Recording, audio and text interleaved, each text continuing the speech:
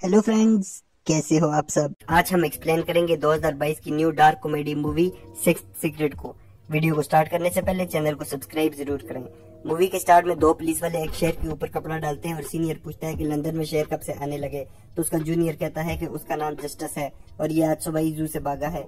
Senior कहता है कि जस्टिस, ये बात सामने गाड़ी वालों को कौन बताएगा जो मर गए हैं। ये शायद जिंदगी का जुल्म है जिसका जवाब हमें कभी नहीं मिल सकता। नेक्स्ट सीन में हम एल्फ्रेड को देखते हैं जो कि एक होटल के हॉल में बैठा होता है। वहाँ और भी लोग होते हैं और बटलर सबको ड्रिंक दे रहा होता है। वहाँ एडवन एल्फ्रेड के पास आता है और उससे बातें करता है। वहाँ पर एक रॉयल औरत भी होती है जो कहती है कि मैडम हमेशा आधी रात को आती हैं और वो टाइम उन्होंने रूहों से बात करने के लिए रखा है। एल्फ्रेड एडवन का लायर होता है और उसे बताता है कि बटलर डेफ है और एडवन कहता है कि ये कैसा मुलाजिम है। रॉयल पूछती है कि एडवन तुम यहाँ क्यों आए हो, तो वो कहता है कि मेरे डैड ने मरने पर मुझे अपना वारिस बना दिया, लेकिन एक सेफ का कॉम्बिनेशन नहीं बताया, वही पूछने के लिए आया हूँ अगर मैडम मेरे डैड की रूह से पूछ लें। वहाँ पीछे एक लड़की बैठी होती है जो बहुत प्यारी होती है और उसके साथ मैडम की सेक्रेटरी भी होती है। वहाँ दो लोग आते हैं जो हस्बैंड और वाइफ होते हैं और वो आकर उनसे बात करने लगते हैं, लेकिन रॉयल औरत उन्हें जवाब नहीं देती, तो वो दोनों पीछे जाकर बैठ जाते हैं। कुछ टाइम के बाद एक आदमी अंदर आता है और कहता है कि मेरे लिए ब्रांडी लाओ, और सबसे बहुत बुरे तरीके से बात करता है और कहता है कि मैं 2 घंटे ड्राइव करके यहाँ आया हूँ। रॉयल कहती है कि ये प्राइवेट मीटिंग है, तुम जाओ यहाँ से। तो सेक्रेटरी वहाँ आती है और एल्फ्रेड से कहती है कि ये तो टेंशन है, मैं इसे भगाती हूँ। सेक्रेटरी कहती है कि जाओ यहाँ से, मैडम हर किसी को नहीं छोड़ती। तो वो कहता है कि मैंने न्यूज़पेपर में होटल का पढ़ा था और मुझे अभी यहाँ आना है, और वैसे भी यहाँ पर 12 लोगों की जगह है। वो आदमी कहता है कि ये जगह तो बड़ी फैंसी है, एक रूहों से बात करने वाली नजूमी को ये जगह कैसे मिली। वो आदमी सेक्रेटरी से कहता है कि मैंने तुम्हें कहीं देखा है, तो और वो कहती है कि आपको गलतफहमी हुई होगी। उसी टाइम पर मैडम आती है और सेक्रेटरी सबसे कहती है कि मैडम ओरलोस्की अब सबसे बात करेंगी। बटलर सब लाइट्स बंद कर देता है और मैडम आहिस्ता आहिस्ता नीचे आती है और कहती है कि 12 लोगों ने आना था, बाकी कहाँ है। तो सेक्रेटरी बताती है कि बारिश की वजह से बाकी सब नहीं आ सके।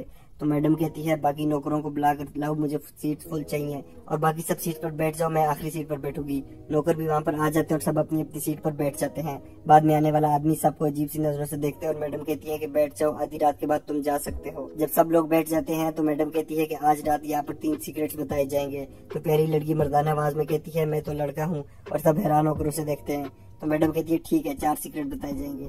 मैडम कहती है कि सब अपने ग्लासेस के ऊपर से कपड़ा हटा दो, और जब सब हटाते हैं तो सबके ग्लासेस पर उनका स्टार बना होता है। बाद में आने वाला आदमी कहता है कि तुम्हें कैसे पता चला। तो मैडम कहती है कि मैंने कुछ नहीं किया, सब रूहें मुझे बताती हैं। एडवन कहता है कि मेरा स्टार गलत बताया है, मैं जा रहा हूँ।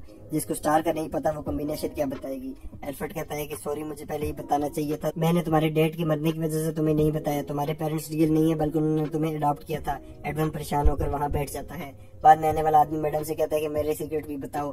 तो मैडम कहती है तुम्हारा कोई सीक्रेट नहीं है, तुम बस मरना चाहते हो ताकि लोग तुम्हारी तारीफें करें कि तुम बहादुर हो, लेकिन असल में तुम एक डरपोक आदमी हो। वो आदमी अपनी जेब से पिस्टल निकालता है और अपने सर पर रख देता है और कहता है कि क्या डरने वाले ऐसे करते हैं। वो अपने सर पर पिस्टल रखकर चलाता है लेकिन वो ब्लैंक होता है। मैडम हंसती है और कहती है कि इसमें कोई भी बुलेट नहीं है। वो आदमी अपना रिवॉल्वर मैडम की तरफ करता है और कहता है कि क्या तुम चांस लोगी। तो मैडम कहती है 5 दफा कोशिश कर लो, लेकिन ये खाली है। वो आदमी नीचे बैठ जाता है। मैडम कहती है तुम परेशान ना हो बच्चे, तुम वैसे भी आज मर जाओगे, लेकिन अभी बाहर चले जाओ, यहाँ नहीं मरना। वो आदमी परेशान होता है लेकिन मैडम अपनी सेक्रेटरी से कहती है कि इसे बाहर निकाल दो, और वो उस आदमी को खींचकर बाहर ले जाती है। कपल पूछता है कि आज वो आदमी मर जाएगा। तो मैडम कहती है नहीं, वो आज नहीं मरेगा, बस वो मुझे तंग कर रहा था इसलिए मैंने उसे यहाँ से निकाल दिया।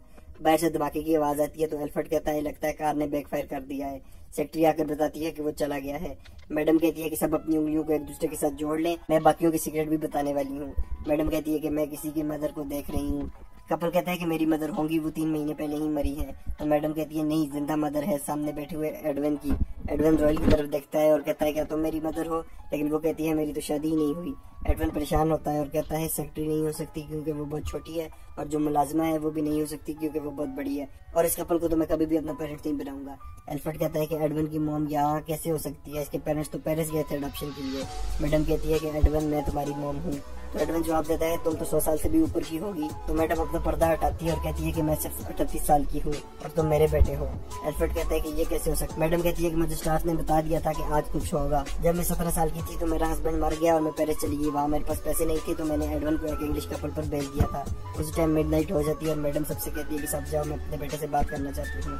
कपल कहता है कि हमारे सीक्रेट का क्या होगा। तो मैडम कहती है तुम अपना सीक्रेट छोड़ दो, तुमने अपनी मदर को मारा था। और रॉयल से कहती है कि तुम्हें आज ट्रेन में एक आदमी मिलेगा जो तुम्हारा सच्चा प्यार होगा। और दूसरी प्यारी लड़की से कहती है कि तुम्हें भी तुम्हारा प्यार मिल जाएगा। तो एल्फ्रेड हंसता है और कहता है तुम दोनों एक दूसरे के साथ चले जाओ। रॉयल उस लड़की को लेकर चली जाती है और कहती है कि मैं तुम्हें आज मर्द बनाऊंगी। एडवन की तबीयत बहुत खराब होती जा रही होती है और उसे खांसी भी आती है। मैडम उसके पास आती है और कहती है कि अच्छा हुआ तुम मुझे मिल गए, मैं जल्दी मरने वाली हूँ, मुझे एक बीमारी है और मैं कुछ हफ्तों में मर जाऊंगी। सेक्रेटरी आती है और कहती है कि मैं जा रही हूँ। तो मैडम कहती है मुझे पेपर और पेन ला के दे दो। मैडम बताती है कि इस पूरे घर में रूहें हैं जो सबको तंग करती हैं सिर्फ बटलर को छोड़ के, क्योंकि वो डेफ है। सेक्रेटरी पेपर और पेन देती है और वहाँ से चली जाती है। मैडम एडवन से कहती है कि मैं ये घर और मेरी प्रॉपर्टी तुम्हारे नाम कर दूंगी। एल्फ्रेड सब लीगल वर्क कर देगा और वो तुम्हारा लॉयर है, और वहाँ अपनी विल लिखवाती है और अपना सब कुछ अपने बेटे के नाम कर देती है। एल्फ्रेड कहता है कि इसमें विटनेस के साइन करने होंगे, लेकिन सब लोग तो चले गए हैं। एडवन कहता है कि मैं खुद साइन करूंगा, और मैडम कहती है दूसरा साइन मैं कर दूंगी। एल्फ्रेड कहता है कि इस साइन में मैडम तुम्हारी लीगली मदर बन जाएगी। मैडम पूछती है कि एडवन तुम आई क्यों थे? तो एडवन कहता है कि मैं कम्बिनेशन के लिए आया था, लेकिन अब उसकी जरूरत नहीं है। मैडम कहती है कि तुम्हारे डैड तुमसे बात करना चाहते हैं, अभी हमें ट्रायंगल बनाना होगा। तीनों अपने हाथ टेबल पर रख देते हैं और मैडम एडवन के डैड को बुलाती है। मैडम को लगता है कि जैसे किसी ने उस पर हाथ रखा है। वो मुड़ के देखती है लेकिन वहाँ कोई नहीं होता। एडवन का डैड मैडम के अंदर आ जाता है और एडवन से कहता है कि तुम एक बुरे आदमी हो और मैं तुम्हें नहीं छोड़ूंगा। एडवन डर के टेबल से हाथ हटा देते हैं और उसकी तबीयत खराब होने लगती है। एल्फ्रेड कहता है कि तुमने ऐसा क्यों किया, अब तुम्हारे डैड की रूह तुम्हारे साथ रहेगी। एडवन डर के अपना गला पकड़ लेता है और वहाँ टेबल पर गिर के मर जाता है। एल्फ्रेड उसे देखता है और मैडम कहती है कि क्या हुआ? तो एल्फ्रेड कहता है ये तो मर गया है, मुझे लगा था साइन करने से पहले ही मर जाएगा। मैडम पूछती है कि तुमने डेड पे लिखी है ना, ताकि पुलिस को शक ना हो। तो एल्फ्रेड कहता है हाँ मैंने ऐसा ही किया है। मैडम बटलर से कहती है कि बाहर आज, और एल्फ्रेड से कहती है कि मुझे लगा मैंने किसी को देखा है, लेकिन चलो छोड़ो, मैं इतनी अच्छी एक्ट्रेस हूँ कि मैंने खुद को ही पागल बना दिया। वहाँ सेक्रेटरी और बटलर आते हैं और मैडम कहती है कि एक स्ट्रेंजर को घर में आने दिया, अभी सब कुछ खराब हो गया था। सेक्रेटरी कहती है कि मैंने तुम्हें बचाया है क्योंकि मैंने स्ट्रेंजर के बारे में पढ़ा था, इसलिए मैंने उसे पहचान लिया, और उसका पिस्टल भी मैंने देख लिया था, इसलिए मुझे पता था उसमें कोई बुलेट्स नहीं है। और बटलर ने सारे ग्लासेस को एरिस के साथ चेंज कर दिया था।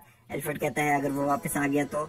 सेक्रेटरी कहती है जो धमाका हुआ था वो कार नहीं थी, बल्कि मैंने उसे गोली मार दी थी, और अब उसकी कार दरिया के बीच में है, और मैंने बाकी सब एक्टर को भी लिमोजीन में बिठा दिया और ड्राइवर को नशे वाली चीज पिला दी है, वो सब भी मर जाएंगे। एल्फ्रेड कहता है कि ये क्या जुल्म है? तो मैडम कहती है बच्चे मत बनो, हम रशियन कोई विटनेस नहीं छोड़ते। सेक्रेटरी कहती है कि हम इतना ज्यादा काम किया, हमें एक्स्ट्रा पैसे दो।